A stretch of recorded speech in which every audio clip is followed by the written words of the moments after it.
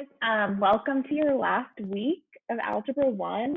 Next week, we do technically have school, but as far as learning the new materials and having assignments sent to me, you're done. So I'm so proud of all of you. Again, I miss you.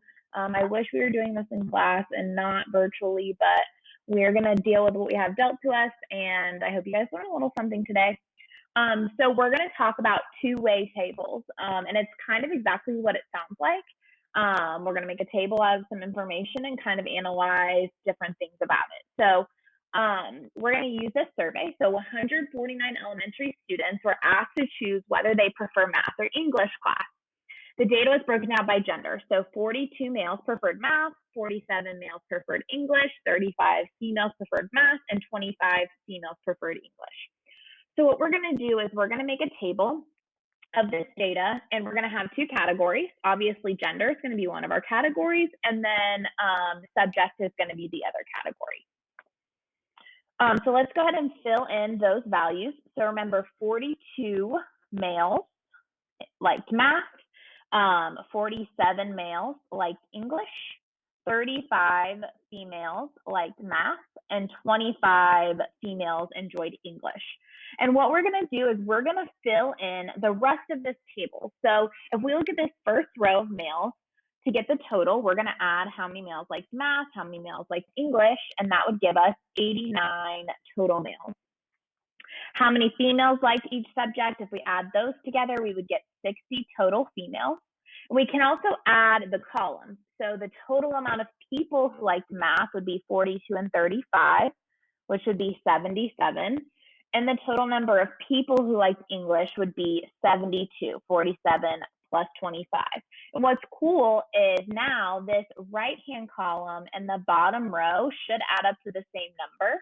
And they do. They both add up to 149, which if we look from the beginning, they told us that 149 total students were asked.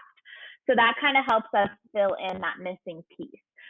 Some of the questions you're going to get this week are going to have missing pieces of the table, so you'll have to go in and fill in based on the values that you know right now. The total frequency in any row or column, so we're talking about the 77, the 72, the 89, and the 60 are called marginal frequencies. And they're called marginal frequencies for no specific reason except they're in the margins. And then the joint frequency is what we're talking about inside the table. So we're talking about these values, 42, 35, 47, and 25. Those are called your joint frequencies because they're joining those categories.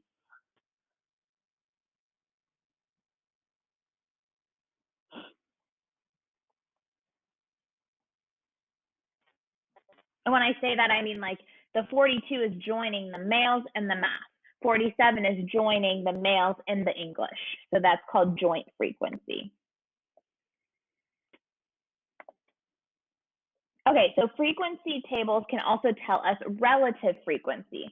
So when I say relative frequency, I mean how much is that value relative to our total. So if we're talking about males that like math, remember that was 42. But that's out of our total of 149 people interviewed. And we're going to round these decimals. I'm going to round them to the nearest hundredth place. So that would be 0.28. I've pre-calculated these, so you could check me on that. English would have been 47 divided by 149, which would be 0.32. And our total would be 89 divided by 149, which would be 0.60. All right, if we do females, 35 out of 149 would be 0.26, and then 25 out of 149 would be 0.17, and our total females would be 60 out of 149, which would give us 0.40. Oh, I messed this one up. This should be 0.24. I apologize. 0.24. And you'll notice that that's a little off. If we added 0.24 and 0.17, that would really be 0.41. But remember, we're rounding these values. That's why it's not exactly accurate here. So 77 out of 149 would be 0.52 for math.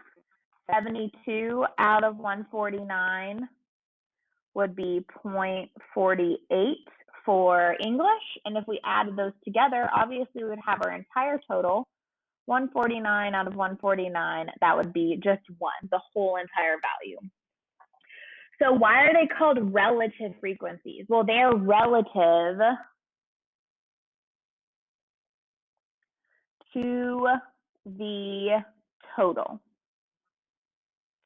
So we're taking those values and we're comparing it, making a ratio to the total amount of people interviewed. So if we talk about the marginal frequencies for male students, 60% of males were surveyed. So 60% of the people that were surveyed were males. So 60% surveyed were male. And you may not see it as a percentage. You could also say 89 people, 89 out of 149. Interpret the joint relative frequency for females who preferred math. So if we look at the females who enjoyed math, that was 35 out of 149 females enjoyed math. Again, you may see that as a percent, which would be about 24%. All right, so let's look at a couple more. So a survey of high school students asked if they play video games. The following frequency table was created based on their responses. So the table's already filled, the middle, so let's fill out the rest of the table.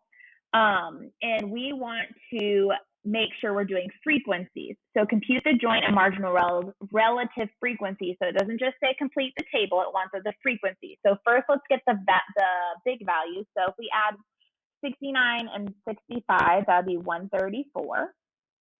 60 and 85 would be 145. 69 and 60 would be 129. And then 65 and 85 would be 150.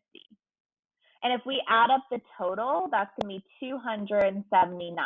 So to get the relative frequencies, we would divide all of these numbers by our 279 total.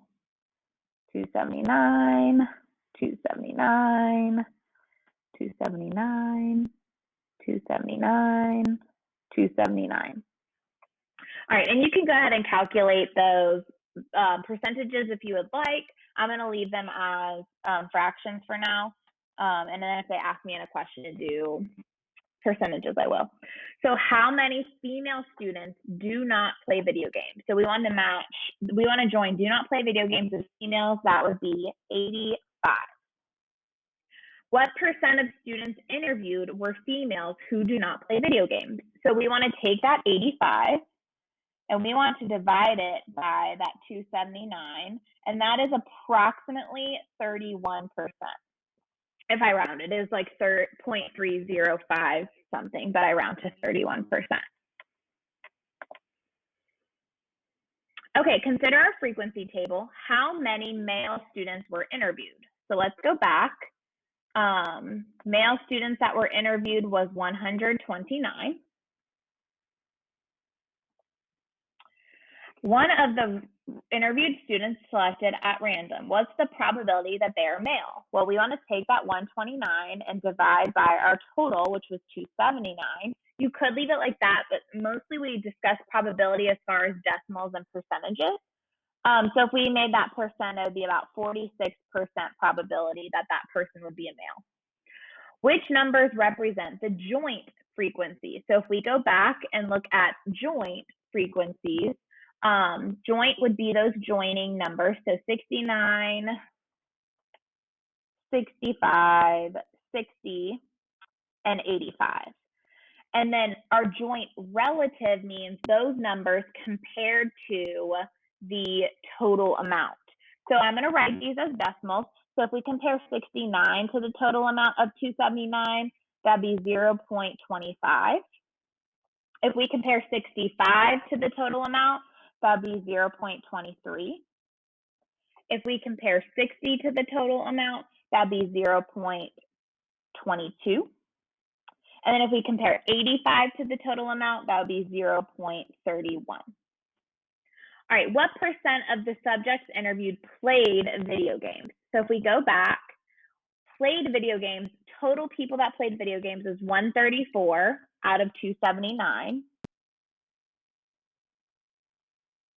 And if we change that, oops, sorry about that. Oops, undo, hold on. Go away. Okay, if we calculate that, that would be about 48%. So almost half of the people that we interviewed played video games. All right, let's look at the last question. So a survey conducted at Ambidextrous High School, asked all 1,700 students to indicate their grade level and if they are left-handed or right-handed. So we know that the total amount of people would be 1,700. That's going to go on our bottom right-hand corner. And then we're going to say 9th grade, 10th grade, 11th grade, and 12th grade. And then we know that that's going to be the total. 59 out of the 491 freshmen. So we know that the total number of freshmen is 491, and 59 of those are left-handed.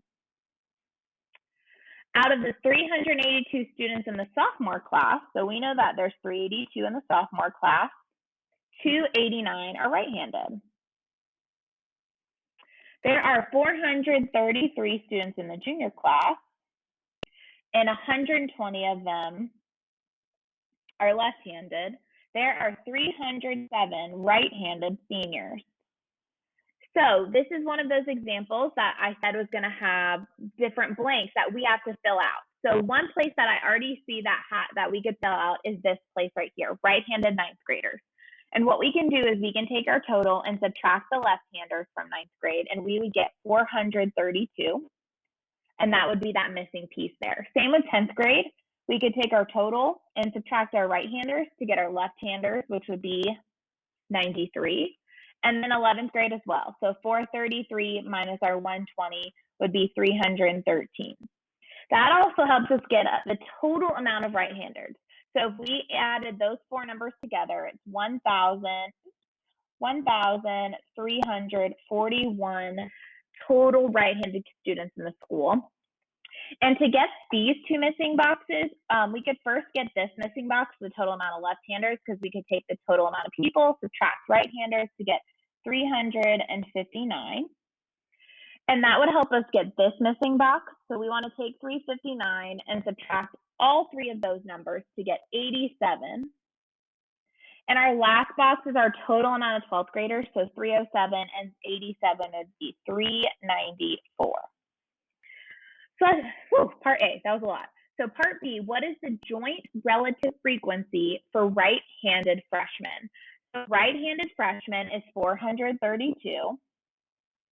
And we want to divide that by our total amount of people, which would be about 25%. So 25% of the entire school is right-handed freshmen. Interesting. So what does the relative frequency 491 out of 1,700 represent? So if we look at our table, the only 491 is right here, and that is total 9th graders. And that's like the percent of 9th graders to the entire student body. All right, that's it for this lesson. There's one more lesson for the week, and then we're done. So let me know on Remind or email if you have any questions, and I look forward to hearing from you guys. Bye.